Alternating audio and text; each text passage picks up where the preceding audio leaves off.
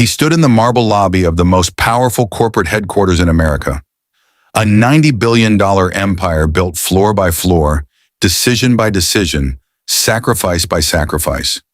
But he had no idea his wife had built every inch of it. She was the secret CEO, unaware to him, unrecognized by him, underestimated by him. The quiet woman he dismissed every morning over cold coffee, but who commanded boardrooms that shook Wall Street before his alarm clock ever rang. His mistress, who and the secretary with the rehearsed smile and borrowed perfume, clocked in every day to a company she didn't know was owned by the woman whose husband she was stealing. But fate had already begun writing the ending neither of them could read. Then came the morning he chose the lobby over love. He divorced her in public, in front of cameras, colleagues, even cold strangers, announcing his decision like a press release. But what he failed to announce was that he was signing his own financial death warrant. His mother had kicked her out first, threw her suitcase onto the front porch like unwanted cargo, called her worthless, called her replaceable. But no one in that house knew they were evicting the woman whose signature kept 3 Fortune 500 companies breathing. He rushed to marry his secretary, the very woman whose salary was approved each month by the wife he just discarded. But the celebration was barely over before the universe began pulling back the curtain, slowly, mercilessly, and with perfect timing. And then, on the same street where he humiliated her, where his mother cursed her, where the cameras captured her tears, a limousine rolled to a stop.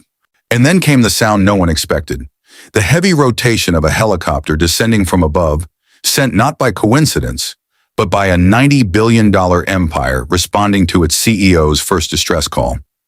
What she did next left him speechless. What followed that moment left him bankrupt. But here's the question that should stop you cold.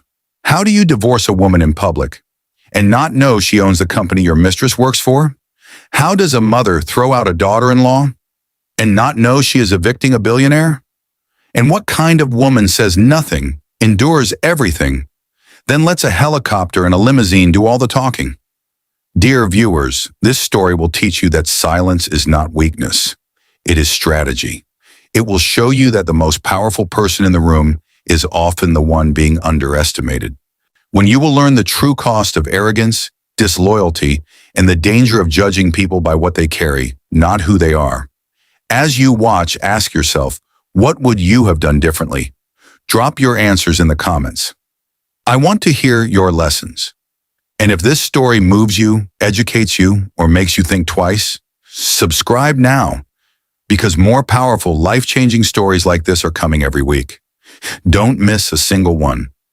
Raymond Whitfield had a habit of looking at his wife the way people look at furniture they have stopped noticing. Present, familiar, occupying space but never truly seen. He looked at her every morning across the breakfast table, but his eyes had long stopped carrying any real curiosity about who she was, what she carried, or what she was quietly building while the rest of the world slept. Eleanor Whitfield was 41 years old, but she moved through their home with the quiet discipline of someone who had learned long ago that stillness was not weakness. It was armor. She was slender, composed, with dark eyes that held the kind of depth that only comes from carrying enormous things in silence. She wore simple clothes at home, linen blouses, flat shoes, her hair pulled back without ceremony.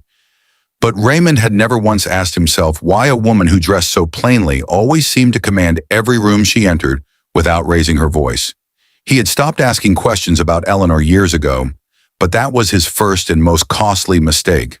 What Raymond did not know, what he had never known, because he had never been curious enough to look, was that every morning, 45 minutes after he left for his mid-level project management job at Hargrove and Associates, a black car arrived silently at the side entrance of their Connecticut estate. Eleanor would emerge from the house transformed. Tailored charcoal suit, structured briefcase, the quiet authority of someone who had earned every inch of the ground they stood on, and be driven to Whitfield Global Headquarters in Midtown Manhattan, where her name was on the building. Her name, not a coincidence of marriage. Her name because she had built it. 12 years earlier, Eleanor had been a 29-year-old financial strategist with a vision so precise and so far ahead of its time that three separate venture capital firms had fought to back her. She had launched Whitfield Global, named for the family name she would later share with a man who never deserved the honor of carrying it, and had grown it from a $4 million seed fund into a $90 billion multinational conglomerate that operated across 22 countries, employed over 140,000 people, and had been featured on the cover of Forbes 3 times. But the world knew her only as E. Whitfield, a name deliberately kept androgynous in press materials, a face rarely photographed, a CEO who communicated through an elite inner circle, and a board of directors bound by ironclad confidentiality agreements. She had chosen invisibility strategically, but she had also chosen it personally, because when she had married Raymond 8 years ago, she had wanted just once in her life to be loved simply. Not for the empire, not for the billions, simply for Eleanor. Raymond had seemed, in those early years, like the answer to that quiet prayer. He was charming then, attentive, warm, the kind of man who remembered small things. But wealth changes the atmosphere around people even when they cannot see its source, and Raymond had grown comfortable in a life he mistook for his own achievement. The estate he assumed his salary maintained, the accounts that never ran dry, the connections that opened doors he thought his handshake had unlocked. All of it, every thread, led back to Eleanor. But Raymond never pulled the thread. 3 years ago, Diane Harlow had walked into Raymond's office at Hargrove & Associates as his newly assigned executive secretary, and Raymond had looked at her the way he had stopped looking at his wife, with attention, with hunger, and with the reckless interest of a man who had confused boredom for wisdom. Diane was 29, ambitious in the narrow way that mistakes proximity to power for power itself, and she had recognized in Raymond a man whose ego could be steered. What Diane did not know, could not have known, because the universe has a particular taste for irony, was that 3 weeks before she accepted the position at Hargrove & Associates, she had also submitted a secondary application to Whitfield Global's communications division. That application had been approved. Her onboarding paperwork at Whitfield Global had been processed, signed, and authorized at the executive level. Authorized by Eleanor. Diane Harlow was, without knowing it, employed by the wife of the man she was dismantling a marriage to reach, and every paycheck she had ever received from Whitfield Global bore the invisible fingerprint of the woman she called Raymond's boring wife over restaurant tables she thought were private. But the morning everything began to unravel did not start with a revelation. It started with a phone call. Raymond's mother, Margaret Whitfield, sharp-voiced and immovable as ever, telling her son that she had made a decision about his wife. And Raymond, as he always did when his mother spoke, listened without question. Margaret Whitfield had never liked Eleanor, but not for any reason she could say aloud without exposing the shallowness of it. Eleanor was too quiet for Margaret's taste, too self-contained, and too unbothered by the social performances that Margaret had built her entire identity around. A woman who didn't gossip, didn't compete, didn't flinch under pressure was, to Margaret Whitfield, a woman hiding something. But Margaret had never once considered that what Eleanor was hiding was something far beyond her comprehension. Margaret had arrived at the Connecticut estate on a Thursday morning with 2 things: a Louis Vuitton carry-on she had not been invited to bring, and a decision she had already made without consulting anyone who mattered. She walked through the front door Raymond held open for her, swept her gaze across the home she had always resented for being more elegant than anything she could have furnished herself, and sat at the head of the dining table, as though the deed were in her name. "She has to go." "Raymond," Margaret said, before her coat was even off, "I've made up my mind. This marriage is a dead thing, and you're too proud to admit it. Diane is good for you. Diane understands you. That woman," she tilted her head toward the hallway where Eleanor had just appeared, composed and unhurried, "has never been right for this family." Eleanor stood in the doorway for a moment, but said nothing. She looked at Margaret the way a chess grandmaster looks at an opponent who has just made a move they believe is clever, with patience and with the quiet knowledge of exactly how the board would end. Raymond did not look at his wife. He looked at his hands. That was the second time he chose the easier direction, but it would not be the last. By Friday evening, Margaret had moved her carry-on into the guest suite and moved her opinions into every corner of the house. She had gone through Eleanor's wardrobe and called it uninspiring.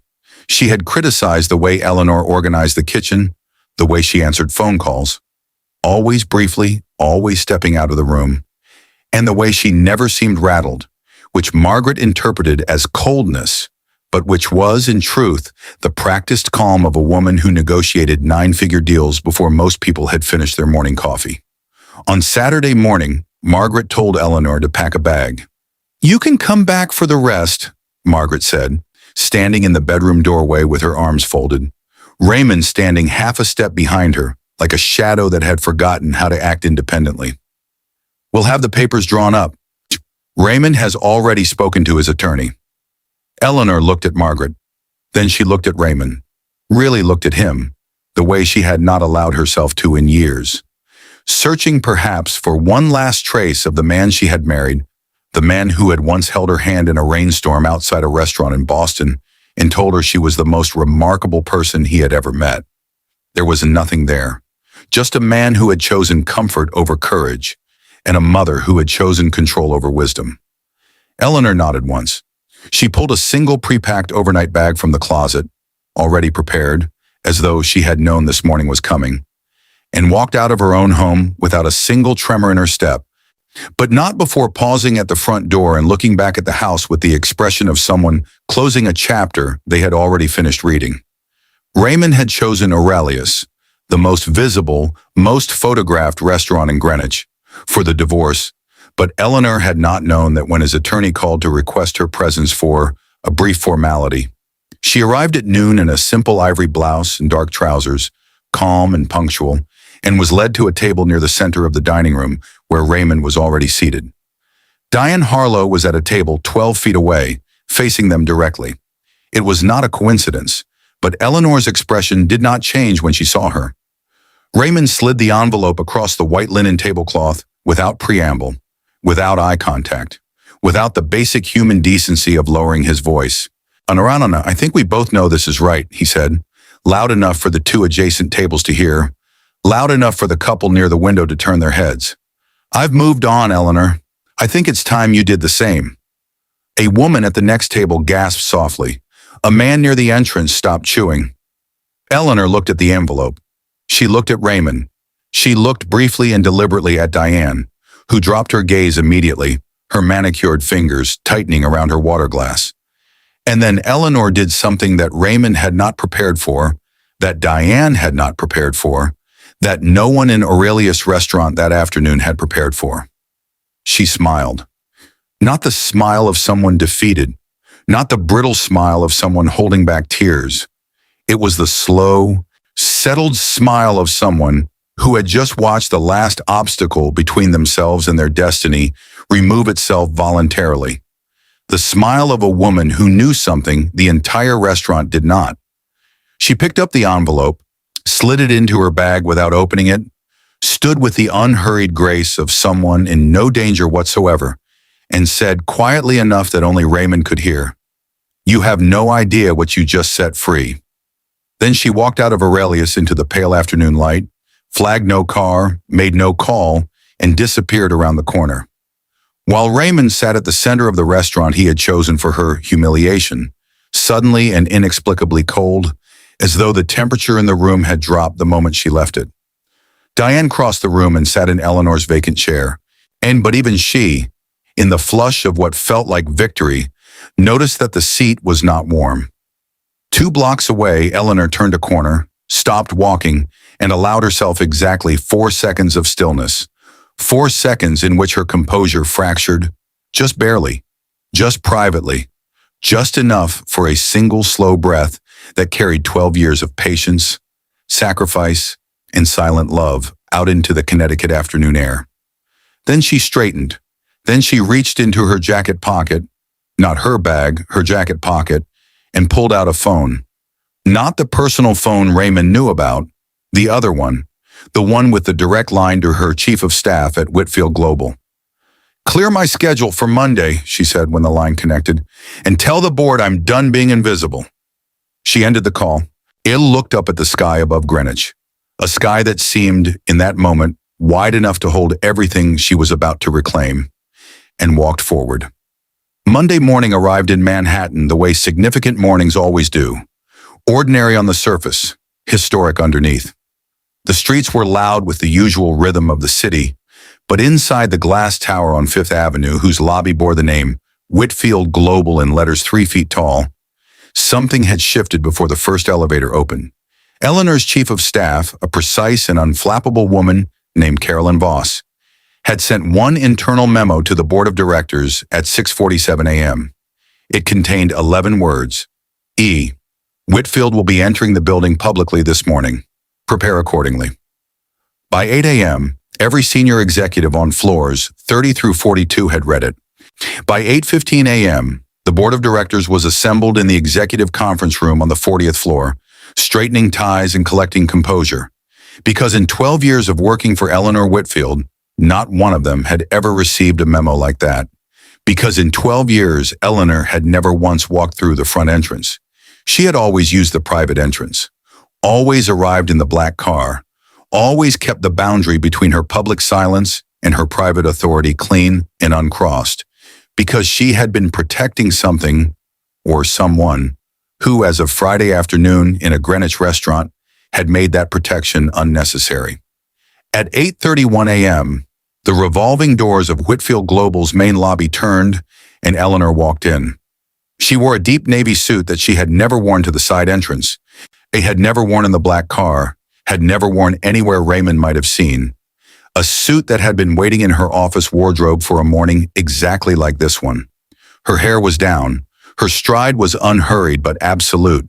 The stride of someone who does not need to announce themselves, because the building already knows their name. The lobby went quiet in the particular way that spaces go quiet when authority enters them. Not from instruction, but from instinct.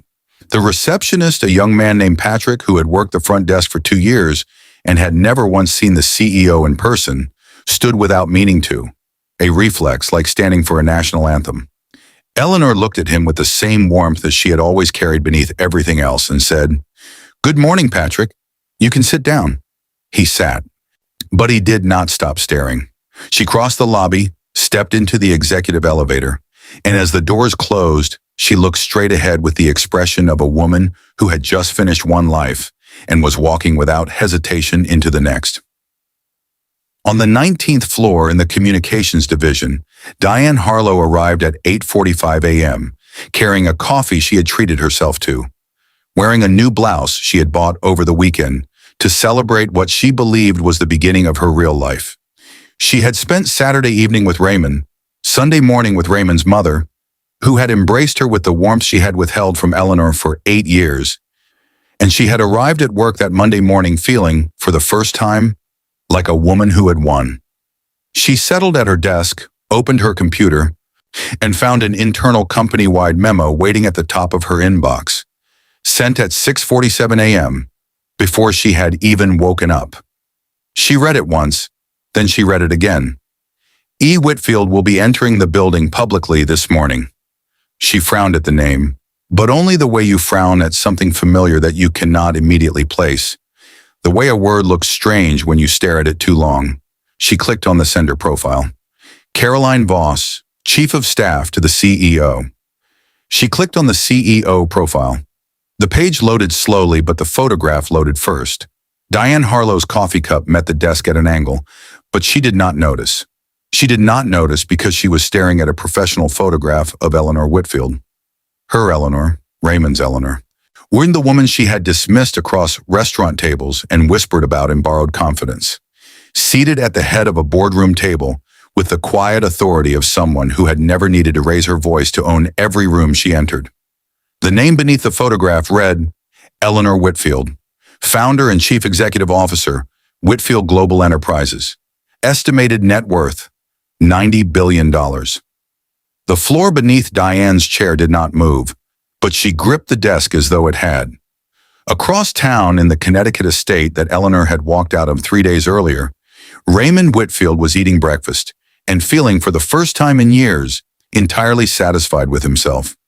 But satisfaction, like most things Raymond had built his life upon, was resting on a foundation he had never once thought to inspect. His phone buzzed. A notification from his bank. He glanced at it the way a man glances at things he does not expect to surprise him, casually, briefly, without real attention. Then he looked again. The joint investment account, the one that had always carried a balance that Raymond had always assumed was the natural product of his own career, read $0, not low, not reduced. Zero with the clean, final precision of a deliberate action, not an error. He switched to the estate account, the household operations account his mother had praised just yesterday for its generosity. Zero. He opened the account tied to his corporate memberships, his club dues, the quiet financial infrastructure of a life he had mistaken for his own. Zero, zero, zero. He sat very still at the breakfast table where Eleanor had once sat across from him every morning, the table she had bought, in the home she had financed, on the estate her company had quietly maintained. And he felt for the first time the specific and terrible vertigo of a man who has just looked down and discovered there is no ground beneath his feet. His mother appeared in the doorway with her morning tea, but Raymond did not look up. "Mother," he said, his voice arriving from somewhere distant and hollow, "whose name do you think is on this house?" Margaret opened her mouth, but for the first time in Raymond Whitfield's memory, his mother had nothing to say. 3 floors above Diane's desk at Whitfield Global, in a corner office with floor-to-ceiling windows that looked out over the full Manhattan skyline, Eleanor sat at the head of her boardroom table for the first time without a confidentiality shield between herself and the world. Her board of directors sat around her, 12 of the most accomplished financial minds in the country, and every one of them was watching her with the particular attention of people witnessing a historical moment they would describe to others for the rest of their careers. Carolyn Voss stood at the door and asked if Eleanor was ready. Eleanor looked out at the skyline, at the city she had built a $90 billion empire inside of, quietly, patiently, without applause. And then she looked back at her board and said simply, "Send the car and prepare the helicopter. It's time she came home properly." The limousine arrived at 2 p.m. on a Tuesday, but it did not arrive quietly. It turned onto the tree-lined street in Greenwich where Eleanor had walked out of Aurelius restaurant 4 days earlier with nothing but a pre-packed bag and a single sentence that Raymond had spent every hour since trying to unhear. It moved slowly, deliberately, the way powerful things move when they have nowhere urgent to be because everything is already arranged. A long, black, mirror-polished vehicle that caught the afternoon light and threw it back at the street like a quiet declaration. It stopped directly in front of Aurelius. Raymond was there, not by coincidence, but because Margaret had insisted they lunch at Aurelius again, the scene of what she called the liberation, as though dignity lost were freedom gained. He was seated at the same center table, with his mother across from him and Diane at his side, and in the first public appearance of what Margaret had already begun describing to her social circle as Raymond's fresh start. But fresh starts built on someone else's foundation do not hold.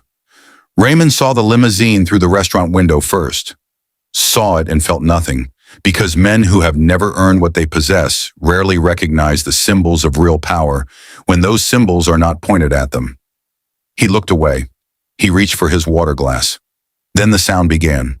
It started as a vibration, felt before it was heard, a low rhythmic percussion that moved through the floor of the restaurant and up through the soles of every shoe in the room.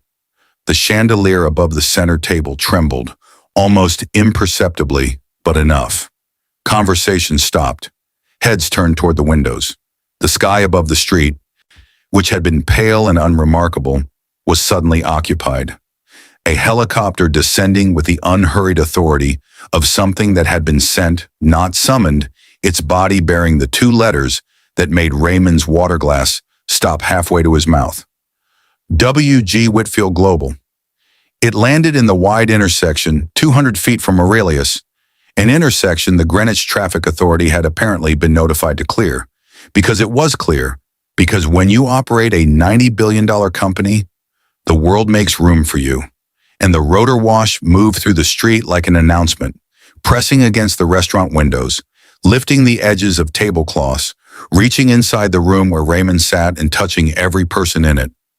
The limousine door opened. Eleanor stepped out. She was wearing the navy suit, the one that had waited in her office wardrobe for precisely this morning.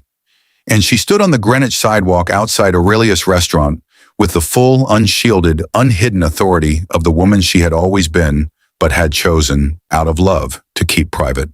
Behind her, two members of her executive security team took position.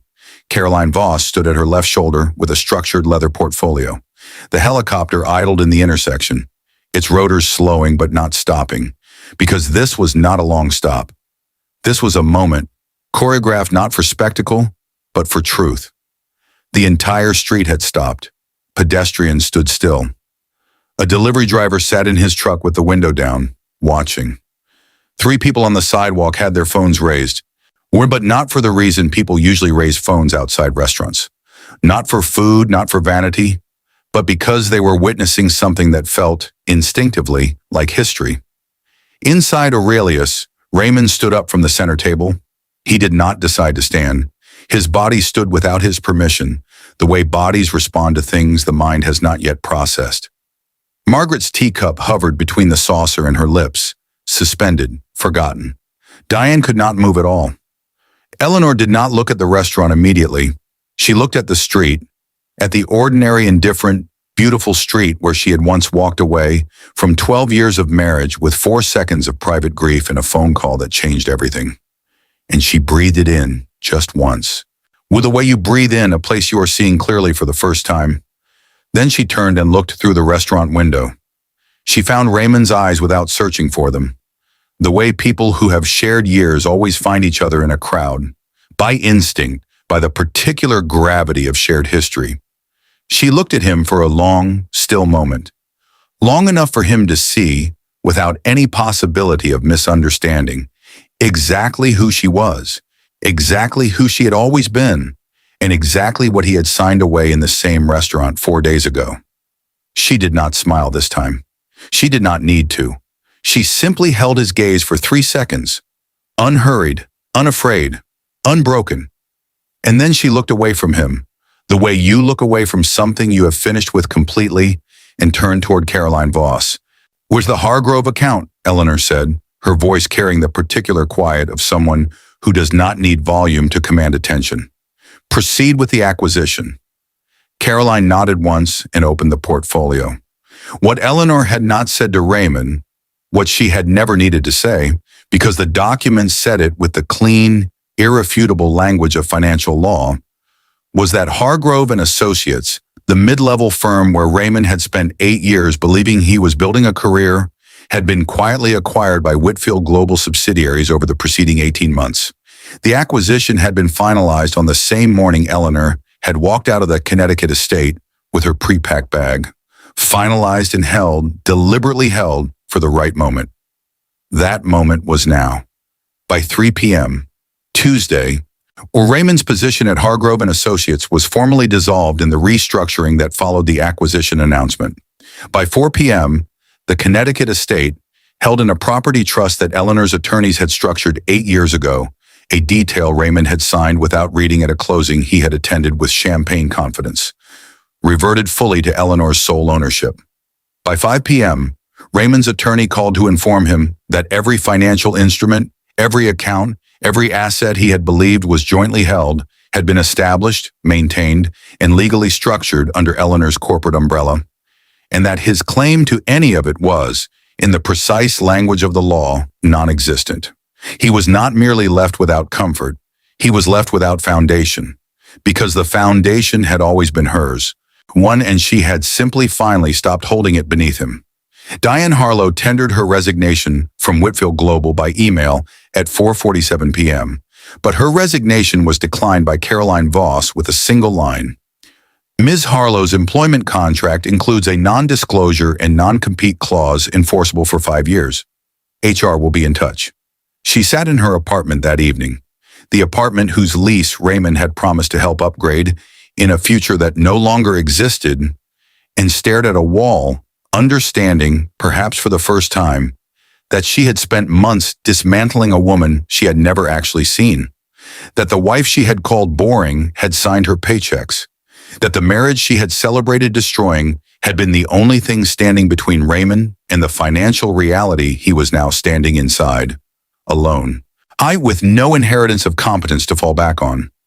Margaret Whitfield called Raymond 7 times between 5 and 7 p.m.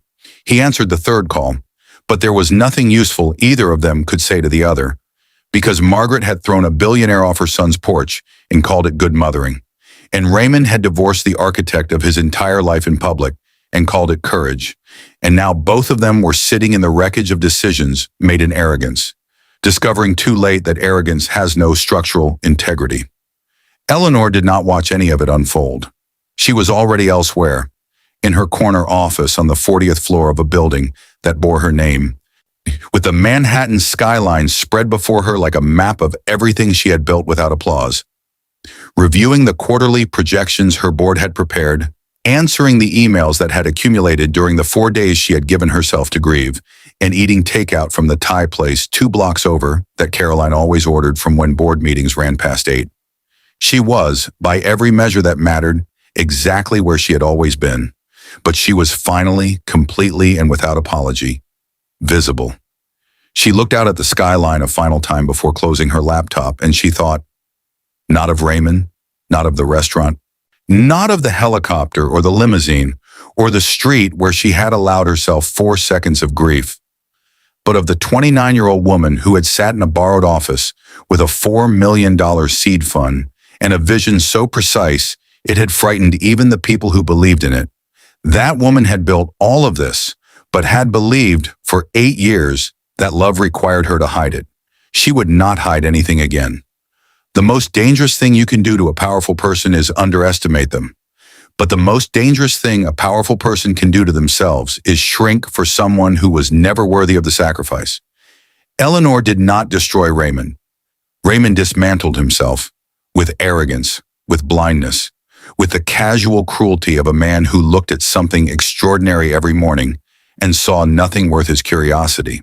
Margaret did not lose a daughter-in-law. She evicted her own family's future with both hands and called it a decision. Diane did not steal a life. She borrowed a role in a story whose ending was already written, in a building whose owner she had never thought to look up. And Eleanor simply stopped being invisible. The limousine was not rescue. The helicopter was not revenge. They were punctuation, the universe's way of ending a sentence that had gone on too long and beginning the next one at full volume. Dear viewers, this story was written for you because somewhere in it is a mirror. It teaches you that your silence is not your weakness, but it should never become someone else's permission to diminish you. It teaches you that the people who underestimate you the most are often the ones most dependent on what you quietly provide. It teaches you that real power never needs to announce itself, but when it finally does, the whole street stops. Watch yourself, know your worth. Never shrink for a room that cannot hold you. Now I want to hear from you. Drop in the comments. What lesson hit you hardest? And what would you have done if you were Eleanor? Let's talk about it. And if this story moved you, taught you, or made you see yourself differently, subscribe right now. Because every week we bring you stories that entertain, educate, and remind you of exactly who you are.